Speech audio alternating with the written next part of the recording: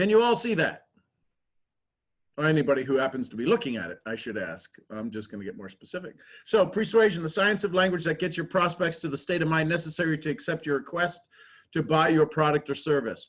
What if you could set the stage for every presentation you're about to have to make it easier for them to buy and they're actually excited to buy? Would that be of any value? Yes or no? Yes. Okay, let me prove to you how important persuasion is. I'm going to need you to, you can unmute or, yeah, you can unmute and answer these questions, the next two slides. What's the menu? You see this table, you see this tablecloth, you see where it's at. What do you think the menu is? What are we going to eat? Mexican. Some Mexican food, cool. Anybody else have a different idea? And it's okay if you do. This is the whole concept of persuasion. I'm gonna eat some cheese, drink some red wine. Okay, you saw the corks. See, I didn't even see the corks till just now. I'm like, red wine, what caused you to think red wine? So the corks caused me to think wine. What else? Italian, because of the corks, the wine. Italiano, all right? So we're gonna have a little familia over. Got it. So what's this one now? So now, what's for dinner? What's on the menu here? Wedding Five cake. courses. Yeah, 5 courses, right? It's going to be some kind of elegant dinner. What else? Wedding cake. Wedding cake, right? It looks like it's some kind of big event. There's chairs all over there. There's a whole table over there. There's little tables over here. Champagne. Champagne, probably going to have some champagne, right? There's probably going to be some soft music. Then there's going to be a DJ later on, right? All of this to say, here's this slide, and here's this one. Food is going to be served. What caused us to have these ideas?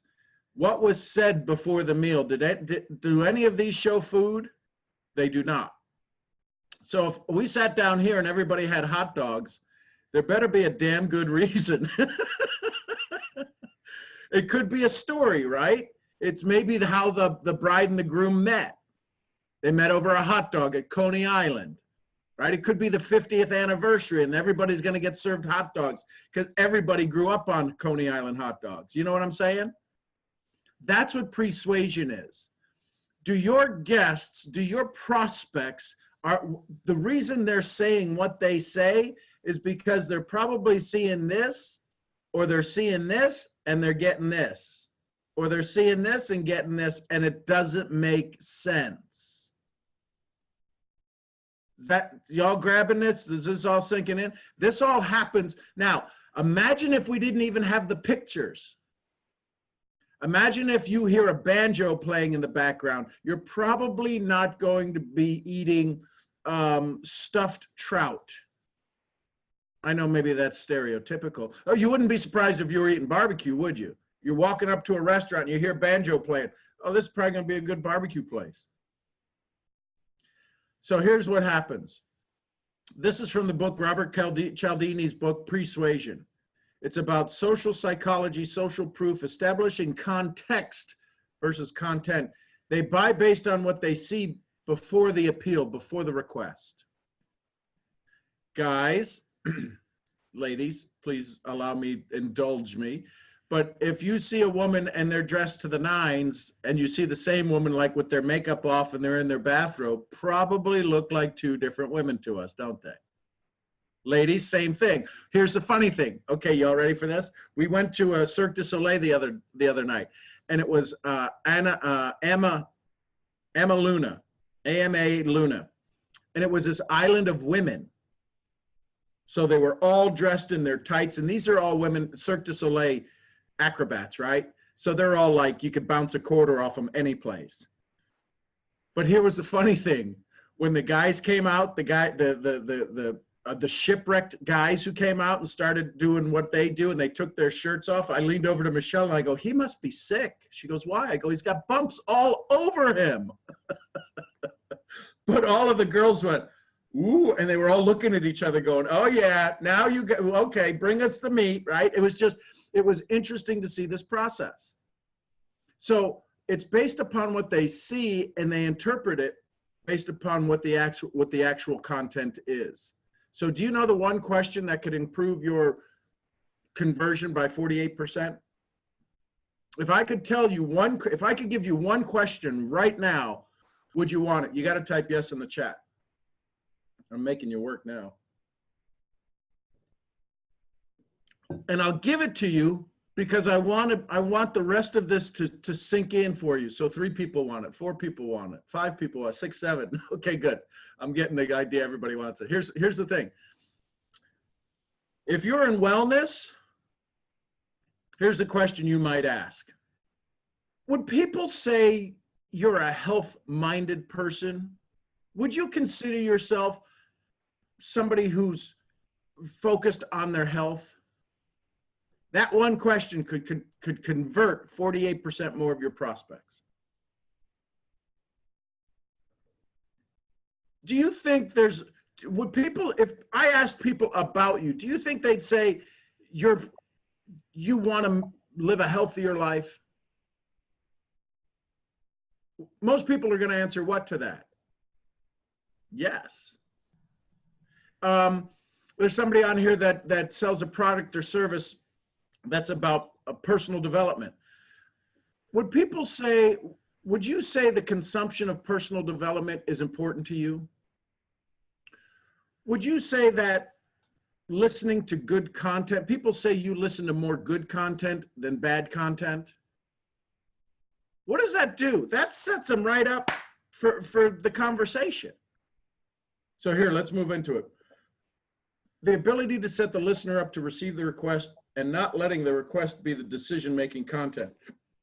Let me explain. You want to get started, right? We go through the whole presentation. You want to get started?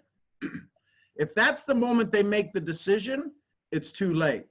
We force them to have to take a step back. And what happens when we force them to take a step back, you get answers like, has anybody ever heard this? Let me think about it. Because you haven't had them thinking about it the whole time. You forced it right up on the end. Hey, we're getting ready to go out on our first date. Before we sit down for the restaurant, you want to get married?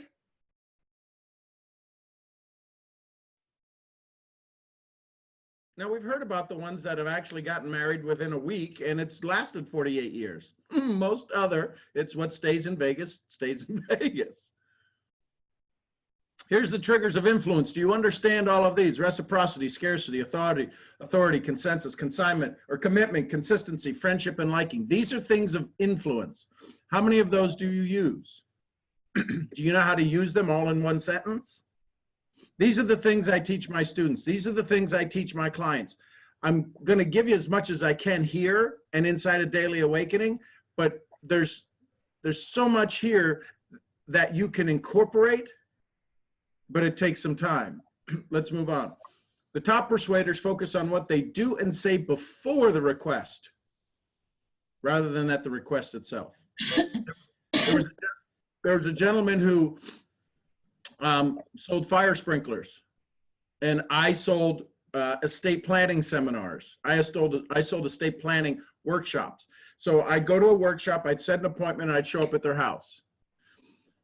What I would do after about 5 minutes within the first 5 or 10 minutes of sitting down with them, there's some paperwork they need to fill out. I'd ask them to start filling out the paperwork, and I'd say, I forgot another important piece of information. Is it okay if I let myself out and back into the house?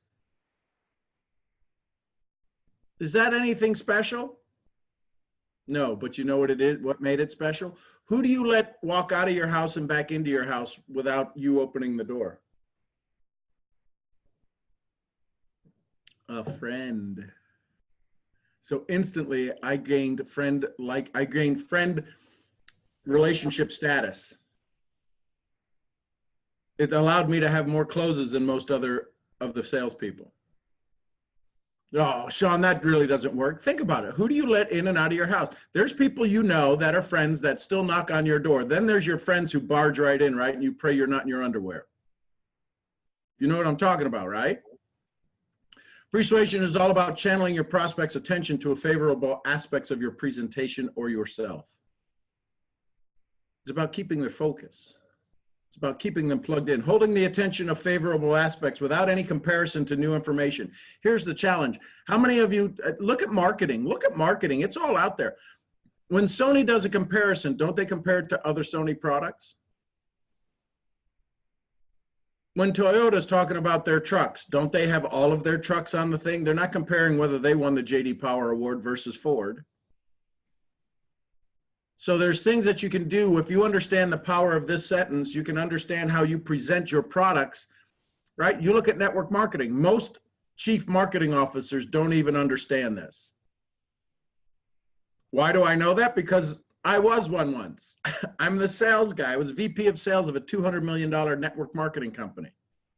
I covered US, Canada, North America, and Europe. Why do we offer three options? Y'all know why we offer three options. Which one do most people pick? The middle. We're not comparing us. So if you're in Manatech, you're not comparing, well, we have this package in Manatech and this package, but Herbalife has this package. What? You wouldn't do that. Right? Listen, University, we have this package, but Audible has this package. You wouldn't do that. Entrepreneurs, we have Happy Coffee. Folgers has coffee, but it's not Happy Coffee. And Sanka has decaf. What? Learn how to compare your processes against each other and give them all value. You persuade what comes first.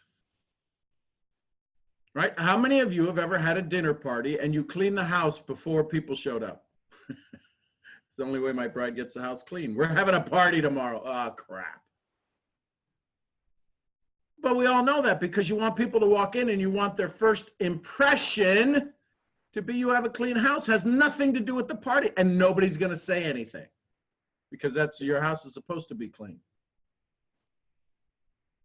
Persuade your prospect. How are you building your prospect's confirmation rather than their disconfirmation? So if you ask that question, do you see yourself as a healthy person? Would people consider you health mindset? Look, how about this one? They got 58% increase. All right, imagine this. Imagine somebody walking up to you with a clipboard, and on their clipboard they go, "Hey, listen, if you give us your email address, we'll send you, we'll show you how to get information on a new sports drink." How many of you would give your email? Like, get lost. But here's the thing, they went from 25% to 77%. Conversion rate. Would you like to know how they did that? Same stuff. One question made the difference. Persuasion. Would you consider yourself adventurous in trying new things? What are most people going to say? Most of the people, 98% of the people said yes, they were adventurous. And half of them never got off their couch. But don't we want to see how we see ourselves? Wouldn't we want to see ourselves as adventurous? So guess what? When they said, we would love to get your email address, we'll send you information how to get access to a new sports drink prior to anybody else.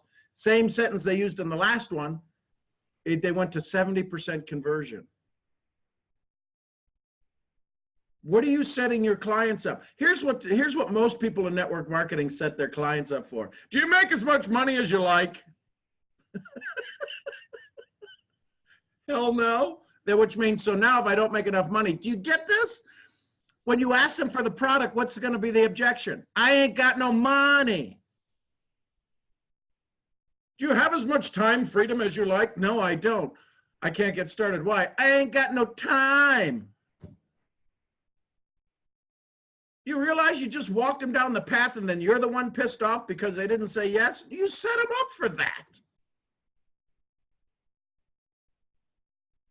So find ways to confirm their decision of yes, they're adventurous, yes, they're health-minded, yes, they want to do personal development. Not their disconfirmation. Don't prove that they're wrong. What generic tactics do you use? What generic traits do you get them to look for in their past to confirm the trait that you've chosen to pitch them on? So, if it was listening, if it was a educational platform. So tell me, what have you listened to in the past? Who's some of your favorite authors? What's a favorite audiobook you like? What's a favorite book you read that if you could get it in Audible, you would like to have that as well? What about new diverse? What about personalized education through audio? What about, there's a company out there that creates personalized nutrition. What if you could have, what in the past have you tried to be an all-encompassing health and wellness product? Have you ever tried to find that one secret bullet? Well, my company has a product for the last 25 years that seems to have been a secret bullet for all of our clients, because one product has given us thousands of different testimonials. Would you be open to trying the silver bullet? That makes sense? How many of you heard about a product that is actually inspiring and invigorating and making people happy every day? Would you be open to trying something like that? What in the past have you tried that has made you happy that you purchased it? Do you realize the power of language? So, can you list some of the things you do before the pitch? What questions do you ask? Do the answers to that question set up the feeling you need them to have to make the purchase? How many of us, ladies, guys, how many of us have gone to a place where we've tried on a new outfit? And Vince, we're standing there and we're looking in the three-folded mirror, in the tri-mirror, and we're looking at it and we're turning around and the salesman goes, "You look sharp." And we're like, "You damn Skippy, I look sharp." It's a blue suit. But boy, don't we need our ego. Oh my God, the way those shoes, girl, show your calves off. Really? Really? Wow. Yeah, Margie, go ahead, giggle, girl. You know this is happening. Oh my God, your waist looks so slender in that. It has a slender. A buddy of mine goes, he's about 400 pounds. Does this shirt make me look fat? No, your fat makes you look fat. Come on, it's how we set the stage for this stuff. How you show up to the workshop, how you show up to the presentation. Are you elegant? You could be elegant in a burlap sack, right, ladies? How do you carry? It's an internal thing, not an external thing, right? How many of you have put something on and maybe it was, you know, you were dressing to the nines, but you also, oh, this whole thing. Oh. You get this? This is all persuasion. Are your questions single-sided based on the biased, single-sided or biased style question? Do you make enough money? Compared to what? Compared to somebody who's picking garbage in India? Oh, hell yeah, I make enough money. You have to give them the chance, right? If there's never a no, there can never be a solid yes, right? You know the three yeses, right? Counterfeit, confirmation, and commitment. And then there's the hideous one where they're just being mean. But those three, if there's no chance for a no, you'll never get any of those. You'll get a yes that's not even, and it's not even a commitment or a counterfeit or a confirmation. It's just a yes to not feel bad about themselves. Beliefs are facts, attitudes are personal. How do you change the attitude to consuming your product? I mean, we're all on here for sales, to increase our business, to increase our relationship currency, right? Even if it's selling us. A lot of you have had to go through some major changes on how you sell you because you have changed. Danya said it, my momentum is just, I'm riding this momentum. So you're going to change or you're going to swing back to where you were. You've got to move the point from where you swung, right? This is swung education. I got to go get that website. Do you know the privileged moment?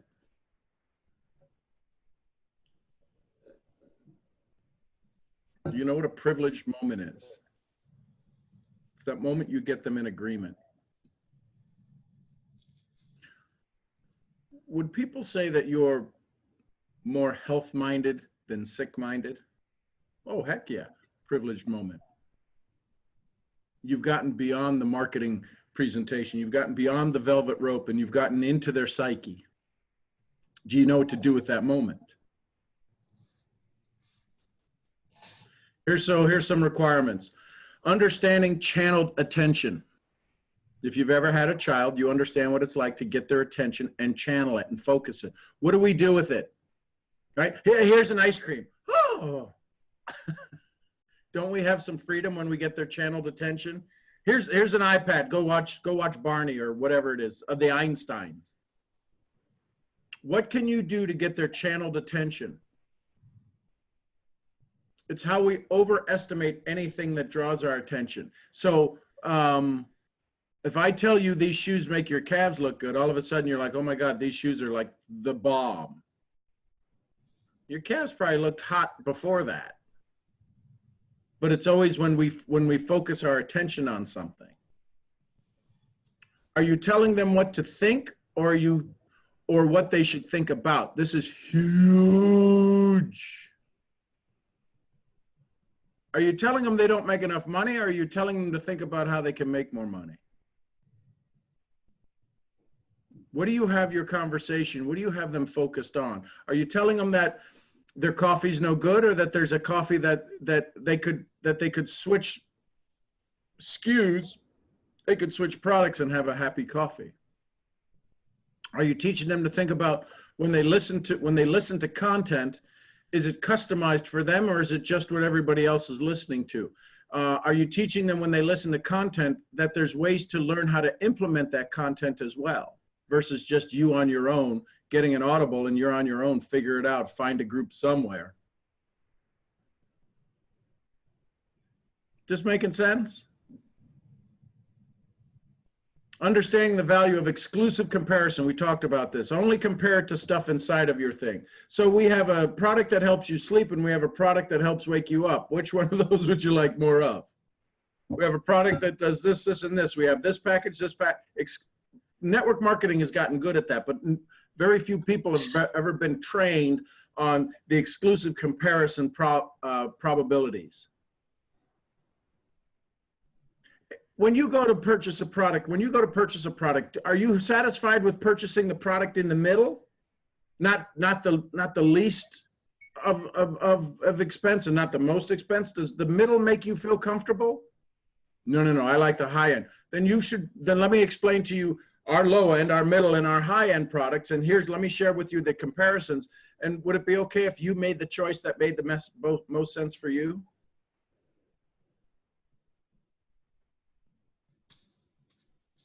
Do you realize how simple this is? It's simple. It's not easy, because you've got to change the way you present. You've got to change the way you think. You've got to change the way from getting them what to think to what they're thinking about. That's a huge, it's simple. It's the difference of 1 degree of change of the sale. But if you're constantly thinking, what is this going, if you go through your presentation, if you've recorded any of your presentations, which I would encourage you to do regularly, if you've recorded anything and you go back and listen, and start to listen to, am I telling them what to think, or am I telling them what to think about?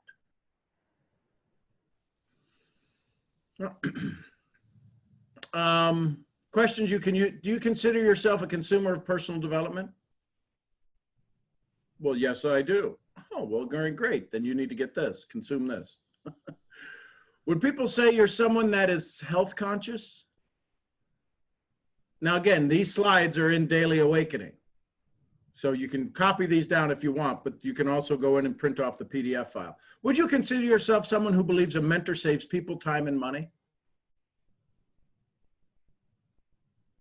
Does that make sense? You see how these simple questions are getting them not what to think, but what to think about? Are you part of the minority who find it hard to find new ways to take care of your, find it hard to find new ways to take care of your family? See, I did this. The spelling's messed up.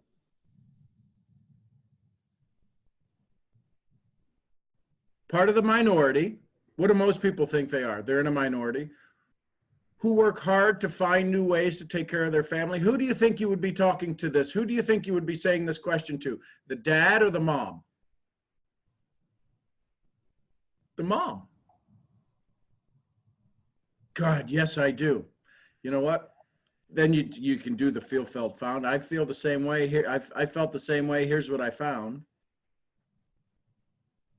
But it's you're switching the way they see what you're about to show them.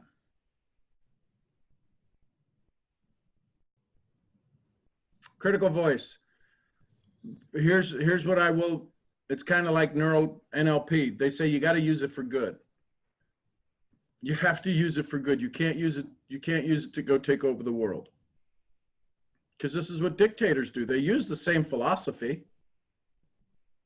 They get people to think a particular way and they force them to have this particular conversation. It's what dictators do. You now have the Jedi mind trick. These are not the droids you're looking for. These aren't the droids we're looking for. You have.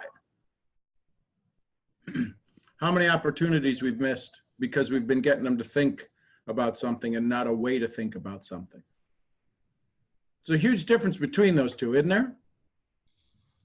The Jedi mind trick, power this wields. The power this wields. Understanding the tremendous value we can add to all of those around us. See, one of the things I'll walk up to when I'm in the airport and some of the most beautiful women are walking through the airport, and I'll walk up to them and say, hey, has anybody told you how absolutely amazing you look today? Why would I do that? Because they're intimidating as hell.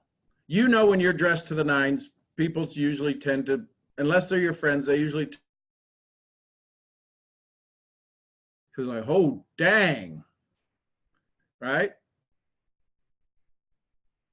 So if that's being said, if that's the thing that happens, I'll walk right up to him and go, has anybody told you how absolutely beautiful you look today? Thank you for doing that.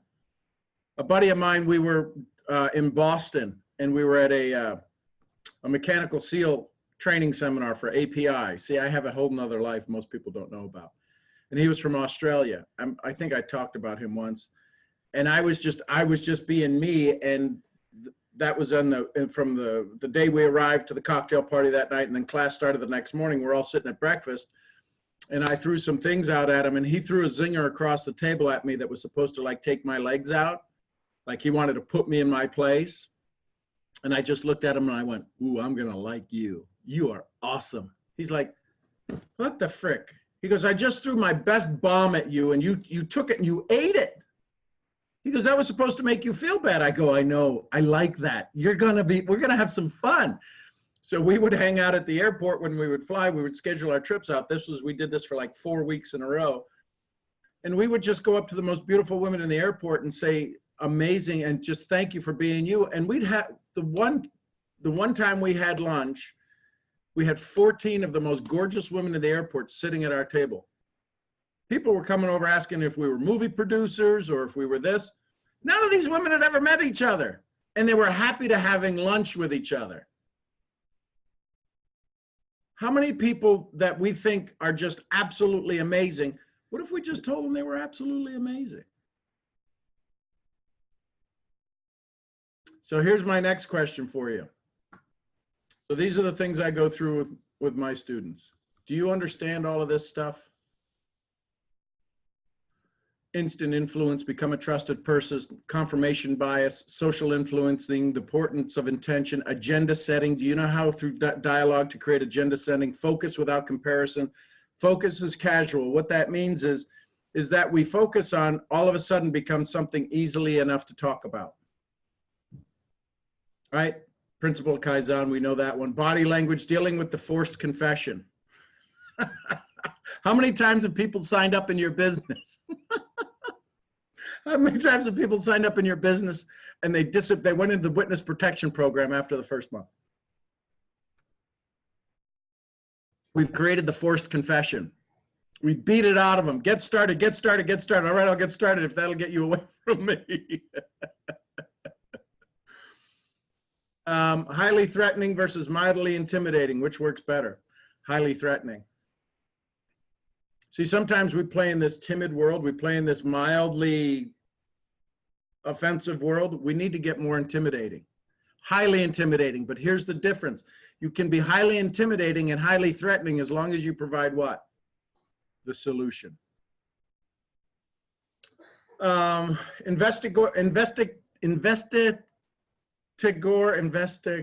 my gosh, that reflex.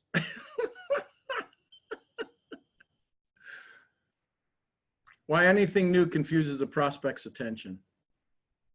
Unique versus better. What's the distinguishing factor? Unique is better. And avoiding ethically objectionable. Here, I'll leave you with this before we open up for conversation. Let me show you how wildly crazy this is.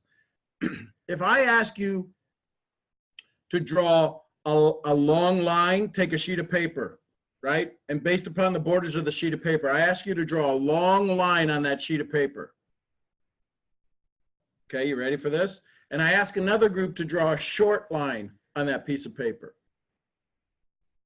When they are asked to estimate the length of the Amazon, the people who drew the long line will always estimate larger than it is. The people who drew the short line will always estimate what?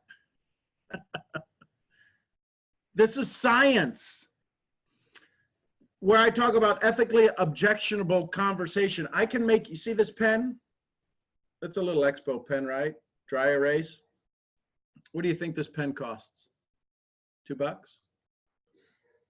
I could make you pay $5 for it every single time. Not now, but my point is this. If I ask you, hey, real quick, do you know the distance to the sun? Distance to the sun is what? How many million miles? 93 million miles. This pen's $5. Oh my God, that's cheap. That's ethically objectionable behavior. But if you talk about your business, you talk about your M5M and you say, you know what, this product right here, we've helped feed over 1 million children. That leads to the merits of your product. Therefore, the price of the product is going to be less than the 1 million children you've fed. Do you get that? We've sold over, since 26 years we've been in business, we've sold over 80 million of these. I don't know the numbers. It's conversation. You know what I'm saying? When you use large numbers, so I used to sell the estate planning, and it was $3,600 to get the whole package, the attorney, the paperwork, everything. People were thinking will, a regular traditional will, couple $100. So a will, $200 versus $3,600, that's a big gap. So what I used to say when I learned this technique, I did that for 7 years. When I learned this technique about 4 years in, before I gave the price, I go, you know what? Can't charge you $10,000 for it. It'd be worth $10,000. How many of you would know anybody who spent $10,000 to get out of this mess? Some people raise their hand. Other people see somebody raising their hand. They go, oh my God, this could cost $10,000. I wonder what this is going to cost. It's $3,600, $3,395, $3,400. Oh my God, that's nothing compared to what? $10,000, not versus $200 for a will.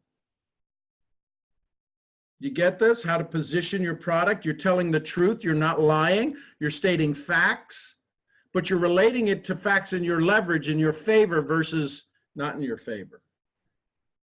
Nobody's ever purchased your product before, so anything they spend with you is a new purchase. But that's not true. They're already doing something in a form or some kind of form or version of what you're already doing. You're just, in the words of Melaleuca, we're just transfer buying. So there you go. Was this good? Now, this is when I take my students through this is probably a month-long process to go through, identify the language in their plan. You help them develop the presentations, the bullet points that allow them to leverage what they're about to present, the way you like to present it, in a way that moves the customer to go, oh yeah, this is a simple buy. Versus, oh my God, let me think about it. Oh my God, I got no money. Oh my God, I got no time. All of those are easily avoidable when you understand the power of persuasion. So there you go. Thoughts, comments, conversations? You guys can all just go like this now with the fire hose that I just hit you with. Yeah, that was amazing, one, but holy cow, is that a lot. So really glad all of it is going to be in the Facebook group, because we need to digest at a slower pace. At least this girl does. But here's the thing. Isn't it neat to know that there's a way to finally present what you want to present in a way that makes it easier for you to be you? Heck All yeah. too often we try to be somebody else. You don't have to be. And again, what I just gave you in the 40 minutes that I chatted, it's 40 hours worth of content. Easily.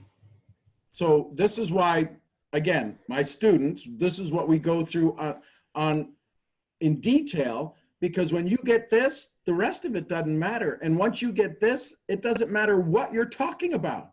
It could be charities, it could be fundraising, it could be selling Girl Scout cookies, it could be anything.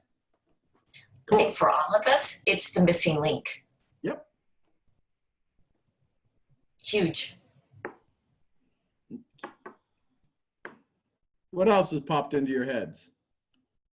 Or popped out of your head? Well,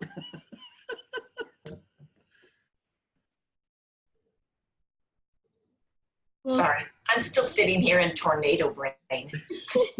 Thanks, Sean. I'm with Leslie on this. It's a lot to digest because it's really a paradigm shift for me in how to get people positioned to want to say yes to your product, opportunity, whatever. But it's very powerful. So, Em, here's something again. So let me give you the baby steps. If you ask a question, I know the company you're with and the products that you represent. Would somebody say that, and this is, you can use this with a product, would somebody say you're health conscious? If I asked your friends, is Em health conscious, or does she really not give a crap? What do you think they'd say? And they'll say, you know what, she's pretty health conscious. Yeah. Then I would ask the next question. Why do you think they say that about you? What have I just done now? The only thing I can force you to focus on is the reasons, the confirmations in your memory of everything that has ever made everybody say that you're health conscious. So do you think that'd be something you'd like to enhance, continue, move forward? Yes, great. Awesome, then you're gonna love our conversation. What have I just done? You said I just set them up to be attentive to what I'm about to share to them, because it fits everything that they love about their history. Versus, hey, a buddy of mine used to sit, I told you this before, a buddy of mine used to get on the planes, and the guy sitting next to him would be 400 pounds, and he'd go, hey, when you planning your heart attack? He could get away with that. But it would open up the dialogue. Right? That was the threatening versus mildly. Oh, so do you feel good that you got to ask for the seatbelt extender? That ain't nice. The threatening thing is, so when you planning your heart attack? Yeah, I know. Jesus, God, I got to do something. You got to put them in state. We're presenters. Every one of us is a presenter, and we have to present in such a way that forces the presentation to be heard. Otherwise, we're a billboard. We have no value. We can get people to think about it, but nobody can buy from a billboard.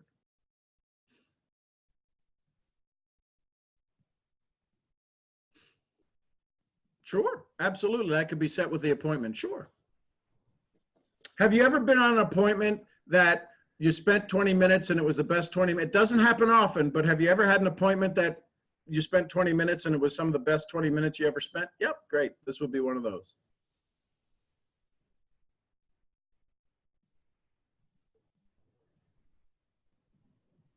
What else? Pretty cool, huh? It is, it's the secret. It's the ninja tricks. It's the Jedi tricks. I think this makes me happy. I know it makes me happy that I can be me. This has given me permission to be me, because I have some fun, quirky little things. And I'm continually holding back because what are they going to think? So thank you. Listen, people think I'm nuts anyways. I just go out and prove it to them. Give him a reason to go, I was right. He's absolutely insane. Yep, absolutely.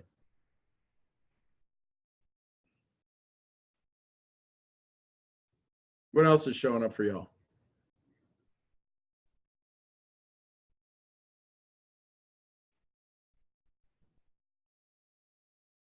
I am. So here's what I would suggest. I would ask you to go back and look at your presentation.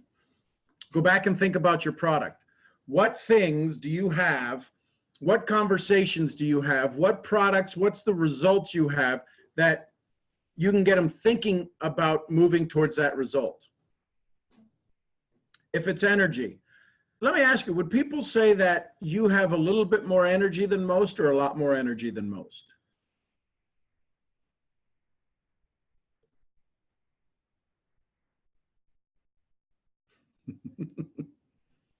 Right? It's called mirror neurons. How many of you know that the yawn is one of the most contagious things that people do? How many of you knew that the FBI used that as a tracking tactic to see if anybody was following them? Right? My mother used to date an FBI agent. We'd give her shit about that.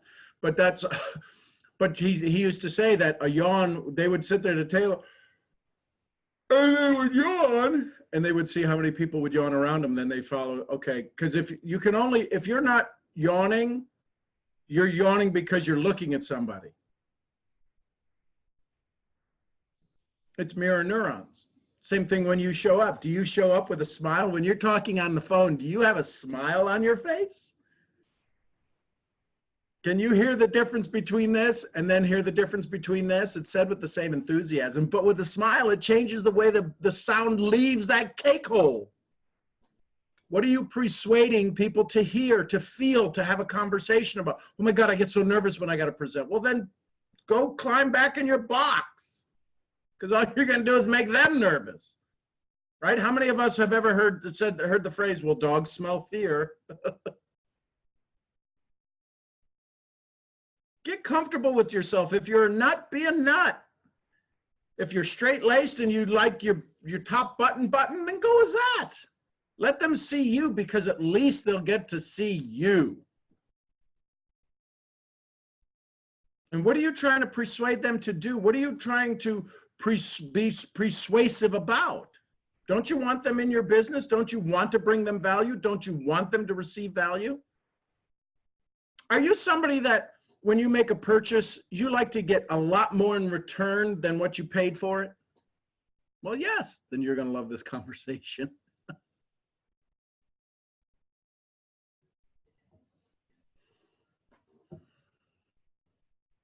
It's simple, isn't it? Not easy, it's simple. Easy means you got to use it. Easy means you got to stop giving up all of these things, right? Listen, when I first got involved in network marketing 19 years ago, and the company I was with had a lot of science and tech behind it, I printed off 2 3-ring binders of information about steep field gradients and vasodilation and Linus Pauling's 1954-45 Nobel Peace Prize finding iron in the blood, and this because with magnetic therapies you can then increase the vasodilation, and because capillaries are so small, oh my God, shoot me. Listen, I put them in my shoes, they work, I feel better. I sleep on it, I wake up more energy. That's why my first year was $80,000 in debt. Because I had to go buy my PhD, pile it higher and deeper, goes along with my BS. You know what that means.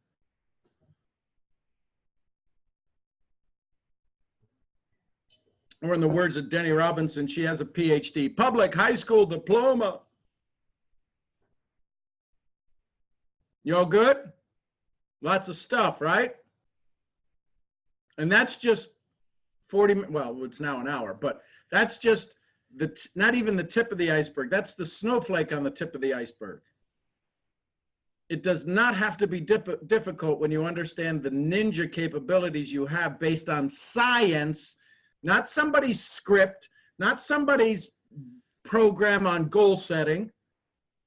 I'm starting to get ticked off by our training institutions that are out there by telling you go more, go harder, go faster, get more no's. Baloney, get more no's. You want to get more yeses? Guess what you got to get? More freaking yeses.